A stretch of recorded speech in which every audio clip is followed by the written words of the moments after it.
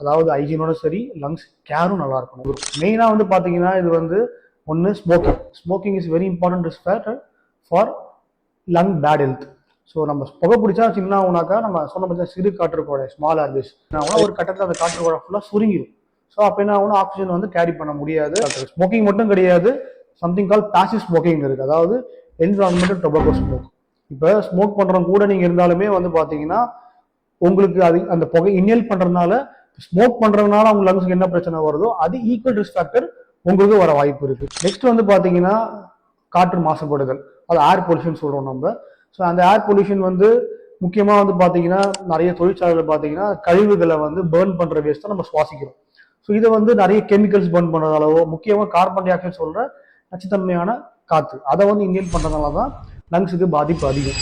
Next வந்து பார்த்தீங்கன்னா occupation related exposures, அதாவது பார்த்தீங்கன்னா இப்போ சில பேர் வந்து நிலக்கரிச்சுரங்கத்தில் ஒர்க் பண்ணுவாங்க, இல்லை வந்து கன்ஸ்ட்ரக்ஷன் ஒர்க்கில் இருப்பாங்க, வீடு கட்டுமான பணிகள் அந்த மாதிரிலாம் இருக்கும், நிறைய பேர் இருப்பாங்க, கார்பெண்டர்ஸ். ஸோ இந்த மாதிரி தூசி சம்மந்தப்பட்ட என்ன சொல்றது தொழிலில் ஈடுபடுறாங்கன்னா ஆகுனாக்கா அடிக்கடி இந்த டஸ்ட் எக்ஸ்போஸ் ஆகிறதுனால நம்ம இன்ஹேல் பண்ணுறதுனால ஆகுனாக்கா அந்த காற்றுக்கோட அடப்பு வந்து ஏற்படும். ஸோ அதே மாதிரி பார்த்தீங்கன்னா விவசாயிகள் நான் முன்னாடி சொன்ன மாதிரி அவங்களுக்கு வந்து யூஸ்வலாக வந்து இந்த பூச்சிக்கொல்லி மருந்து அடிப்பாங்க இந்த பயிர் விளையிறது. ஸோ அதை வந்து ஸ்ப்ரே பண்ணுறதுனால அந்த கெமிக்கல் இன்ஹேல் பண்ணுறதுனால அவங்களுக்கு வர வாய்ப்பு அதிகமாக இருக்குது.